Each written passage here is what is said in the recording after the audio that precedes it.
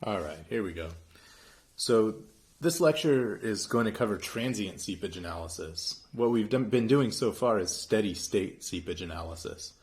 Before I get into this, let me just explain briefly the difference between steady state and transient seepage. Steady state seepage has boundary conditions that stay the same. So, for example, in the levee problem that we solved previously, the water level was up on the left side of the levee and down here at the ground surface on the tailwater side or the dry side of the levee. And what we were doing is assuming that those water levels had been like that forever. So it had been an infinite amount of time under those boundary conditions, and the seepage conditions were not changing in time. Now, of course, water is flowing, so steady state seepage does involve dynamics because there's water seeping through the levee.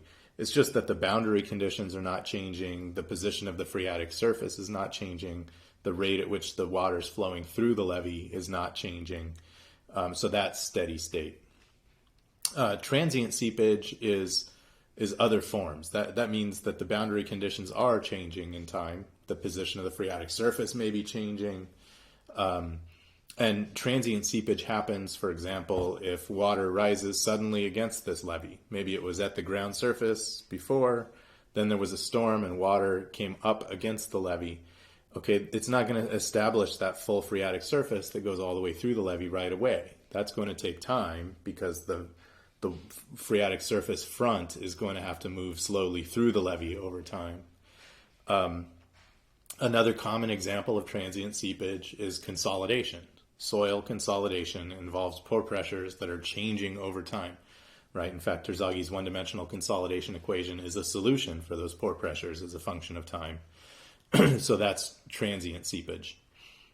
In the context of slope stability, the reason why transient seepage is important is that the biggest risk to a levee like this is when water exits the downstream face. It may start causing erosion at that location, or you might start getting under seepage as well. You're right, it might exit not through the levee, but underneath the levee and create sand boils over here. Well, if the amount of time that the high water is up against the levee is pretty short, you may not reach a condition that causes those adverse impacts to happen. It may just be that you slowly start progressing towards steady state seepage and then the water surface comes down and the stability is unaffected. So let's take a look at how we can do a transient seepage problem. It's definitely more complicated than steady state seepage. And I think at the end I'll talk a little bit about whether we should be relying on transient seepage. You know, if we do an analysis that says that the levee will be fine for 7 days and we don't think that the high water will rise up for that long, well, we better be sure that the water's not going to rise up for that long, because you don't want to have a levee that would ultimately fail after an adequate amount of time. All right, so here's what we'll do. We'll go to Analysis, Project Settings, and then we'll go to Groundwater, and again pick Steady State Finite Element Analysis. Even though we're doing a transient analysis, we have to pick Steady State Finite Element Analysis as the option. This should probably say just Finite Element Analysis. So what I'm going to do now is click on the Advanced tab, and that now enables us to do transient groundwater. So I'm going to leave it like that for now. Click OK. No, okay, yeah, you have to define some stages first. Scenarios, methods. Here we go, transient. So number of stages. I'm just going to do one stage. So what I'm going to assume in this particular problem is that the water table on the left side of the levee was right at the ground surface, and then in an instant it rose up 3 meters to push against the top of this 4-meter high levee. And we'll do 1 day. And, actually, I'm going to add more stages too, because the transient loading will happen this quickly, but with every stage, we'll do a calculation of the seepage analysis as well. So I'm going to do 4 stages and put them distributed evenly in log time space. So we'll do 1 through 100 days. And we have the option of computing the factor of safety for all of these. I think for now I'm just going to focus on the transient seepage analysis to illustrate that, and then we can come back and couple it with the factor of safety analysis. So now we can go back to this and leave it on transient groundwater, push OK, and things should be fine. All right, and what you see now is that we have 3 tabs on the bottom: slope stability, steady state groundwater, and transient groundwater. So we're still using method of slices here for slope stability. We haven't gotten into using finite element analysis for that yet, but we are using finite element analysis for steady state groundwater and finite element analysis for transient. So I'm going to go over to the steady state tab and generate a mesh. Let's see, I think I'll just use the default mesh here. And then we have the same mesh in transient groundwater. Okay, so what I'm going to do is click on these boundary conditions, and I'm going to set the total head to be 4 meters on this segment and on that segment. And note that 4 meters is the elevation of the ground surface, so the water table is right at the surface right now.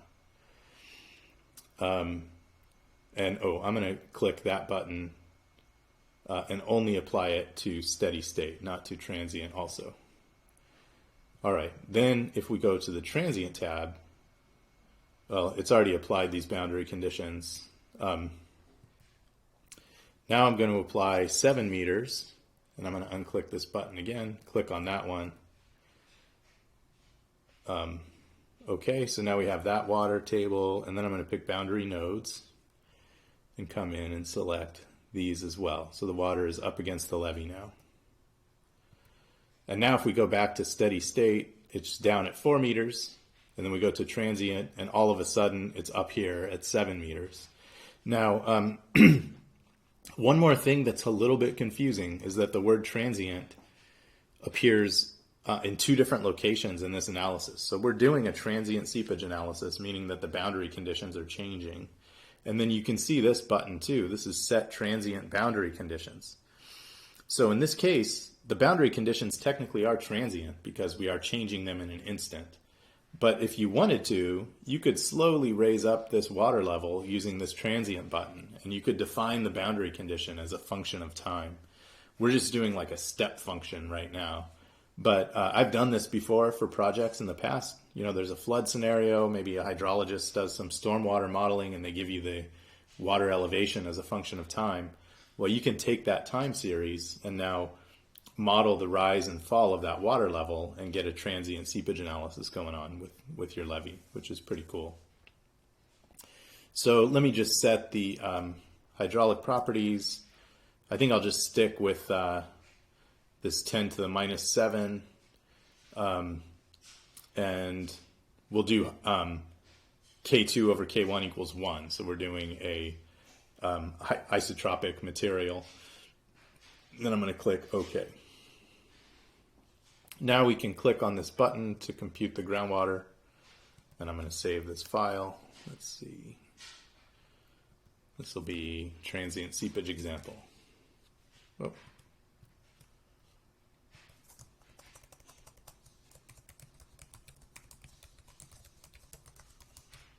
There we go. Now this one is going to take a little bit longer to run than the steady state seepage, because not only because we're doing 5 load stages, but because each load stage is also a little more difficult to analyze than the previous one. So let me push OK, and then it will do the analysis. Okay, so not that much longer. It was still pretty quick, right? So now we can come here and... Sorry, this is not the right problem. It's loading an older problem. Here we go. This is the one that we want to see. So let me zoom out a little bit so we can see the entire mesh. And I'll just shift it over this way a little bit.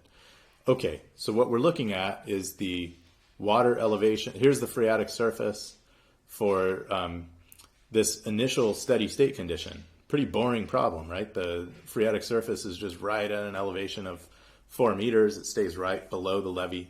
And then we're getting negative 4 meters of total head up at the top because, again, we're assuming that there's water flowing through the levee, even though it's probably unsaturated at this stage.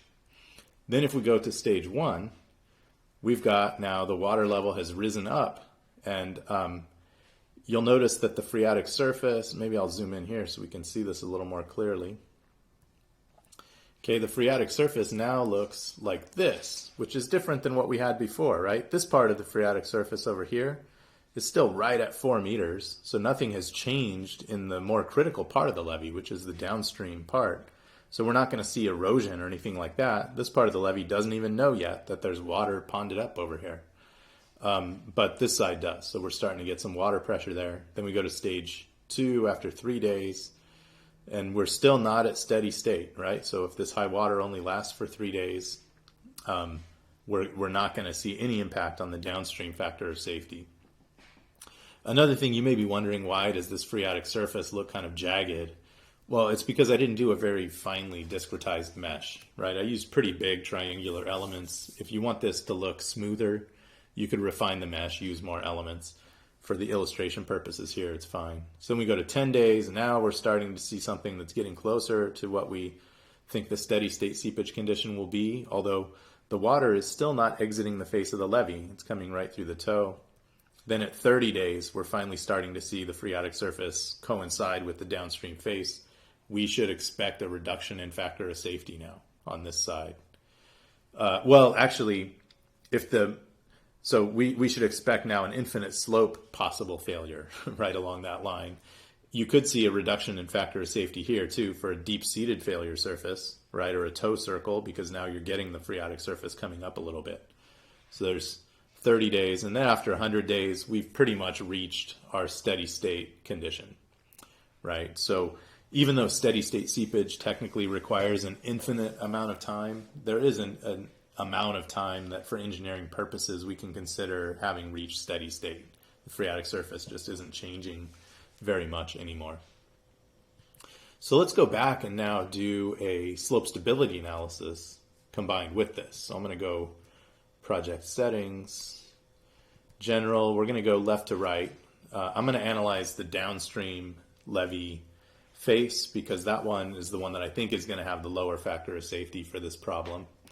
Then we'll go back to groundwater, transient, and we'll click calculate safety factor for all of these. Okay, and so now we've done our finite element seepage analysis. We need to just do some surface options here. I'm going to go grid search, and then auto grid. And we'll do 20 by 20 on that downstream face. Let's assign some material properties here. So let's go with, say, 5 kPa and 30 degrees for our material properties. We'll use a more Coulomb material model. Okay, and then I'm going to do calculate, save it.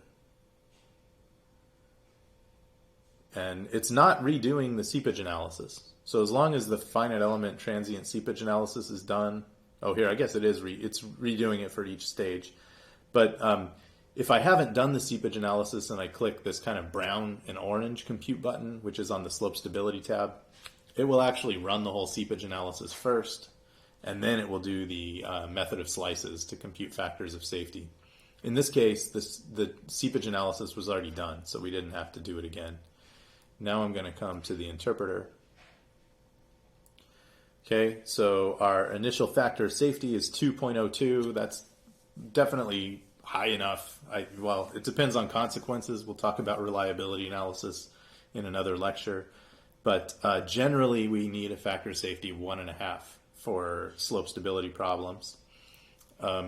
Okay, so just remember this number 2, right? And then we'll go to stage 1. It's still 2.002, exactly the same number, even though we now have this water ponded up here, just because the phreatic surface hasn't changed in the zone where we have the critical slip circle. Then we'll go to stage 3. Now it's slightly lower, right? We're starting to see a slight influence after 3 days to this factor of safety. After 10 days, it's down to 1.912. Then we're getting a shallower and shallower failure surface, right? You'll notice that the radius is decreasing. So that's after 30 days, we're down to 1.7. And then after 100 days, we're down at 1.644. Now that's probably still adequate as long as we're not worried about this water exiting the face of the levee causing erosion, which is something we'd have to worry about. But anyway, that's how you can couple the transient seepage analysis with the slope stability analysis. And I've used this Bishop simplified method and Yambu simplified method. These ones don't satisfy full equilibrium. But anyway, you know better than that. You can use the Spencer's method or some other method of slices. Okay, there's one more thing that I wanted to show you. I actually meant to put this in a previous lecture, but forgot to mention it. And that is that, okay, we've been doing an effective stress analysis here, right? Because our material properties are effective material properties. We have a cohesion and a friction angle. And here's our shear strength equation, C prime plus sigma normal time prime times tangent of phi prime. Let's take a look at what happens if we go to an undrained loading condition. And I'm going to make the cohesion be 20 kPa. I think that'll give something close to the same factor of safety that we have so far. Maybe I'm wrong. We'll see. Unit weight, I'll leave it at 20. That's kind of a high unit weight for a clay with this undrained strength, but we'll leave it just so it's the same as the previous soil. Now I'm going to rerun the analysis. So we've switched now from doing an effective stress analysis to a total stress analysis. And the strength of the clay is a constant number, 20 kPa.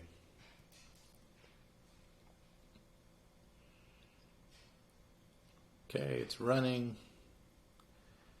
And here's the methods of slices. Looks like my factors of safety are a bit lower, down or right around 1.5. So, okay, so here's our factor of safety for the initial condition, 1.563. We go to stage 1, 1.563. So the factor of safety has not changed, which is exactly what we observed before. Stage 2, 1.563.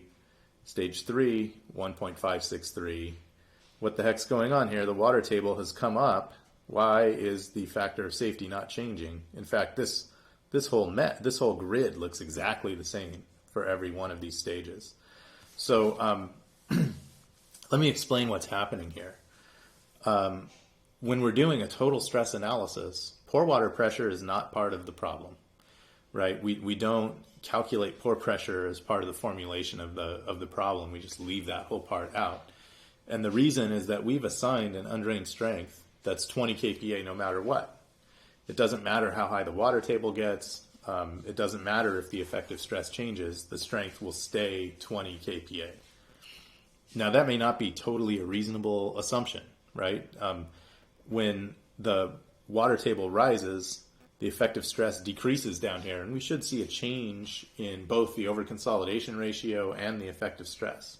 The soil should become more overconsolidated because the effective stress is decreasing, but the effective stress reduction will result in a net loss of undrained strength. So a little tricky thing, you know, if you're doing a total stress analysis and you're specifying the undrained strength in a way that's independent of where the phreatic surface is, then your seepage analysis is not going to change the outcome at all. You're going to get the same factor of safety no matter what. Okay, now if we come back over here and I'm going to do one more thing. Whoops. Is this the right spot?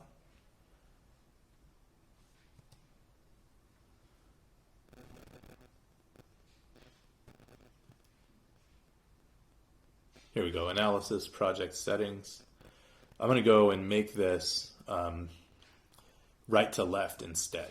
So we're going to analyze now the upstream face, and I'm going to move this grid over to here and rerun the analysis. We're keeping it undrained, 20 kPa undrained strength, fairly weak material.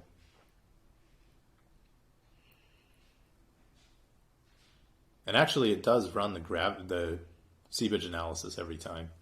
Okay, and then we're going to click on this one. Okay, and our factor of safety is 1.563, right, which is exactly the same as it is for the downstream side. And this is symmetric, so that's not a surprise. We should get the same factor of safety for the steady state condition. Then we go to stage 1. Oh, look at that. Now it's 2.506.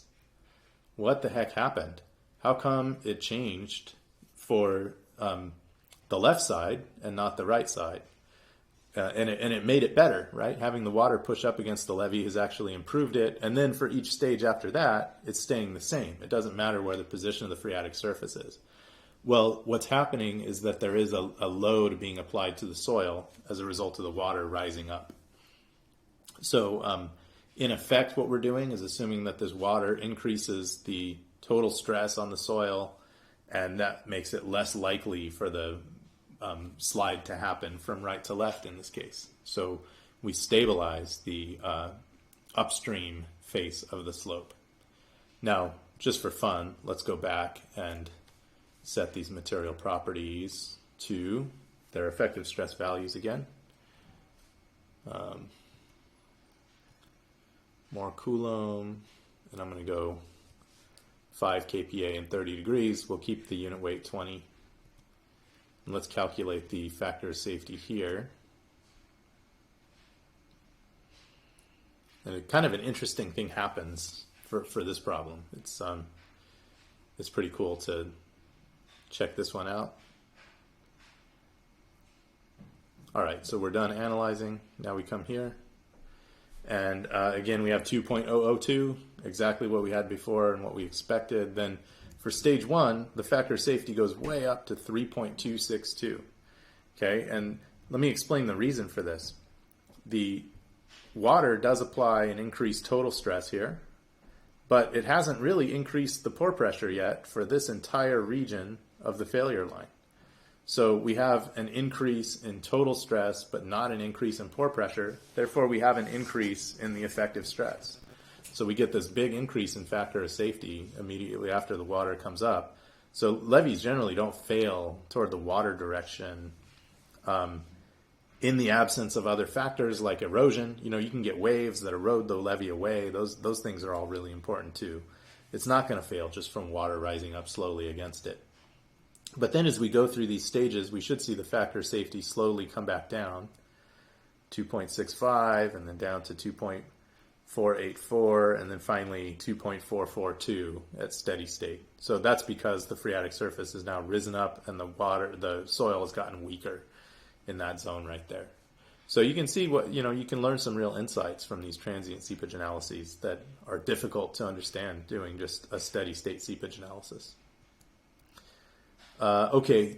Oh yeah. One more thing I wanted to talk about. I hinted at the beginning. Let's say that we were designing this levee and we thought that the flood would only happen, say, for 10 days. The water is going to rise up for 10 days and then it's going to come back down. Well, what do we do? Is this levee going to be stable? It seems like it didn't really have much of an impact on the downstream factor of safety, right? We went from 2 down to like 1.6, which is still probably safe. It actually helped the upstream condition. So do we need to worry about this? Well, a couple of things. One is that there are a lot of other things that can happen, right? I alluded to having waves that come in and start eroding. During storm events, there's often people out there inspecting levees and doing flood fighting to protect them. And that might involve putting sandbags here or some emergency erosion protection there. So there are loading conditions that we haven't considered yet right now. And I will say that the downstream levee face would be a concern for me if this lasted longer than, say, 30 days. We start seeing water exit the face. At 10 days, not really. Okay, so this is one of those cases where if you really know that the flood is only going to last 10 days and it's going to subside, you probably don't have to worry about water flowing out through the downstream face of the levee. But if you're wrong about the duration of the storm and it lasts 30 days instead, now you will start seeing water coming out through the toe of the levee, and that might cause erosional problems. Okay, another big problem is that we don't really know the hydraulic conductivity all that well. Right. If I were to change the hydraulic conductivity by an order of magnitude, which is like the difference between a silty sand and a fine sand sometimes, that would make this all happen 10 times faster. And so instead of 10 days, we'd be looking at 1 day. Right. So And then there can be imperfections. You can get animal burrows or cracks in the levee and other things that can really accelerate the flow of water through. So I wouldn't trust this analysis a whole lot, and you don't want to be reliant upon the phreatic surface never reaching this downstream face in order to provide stability for your levee.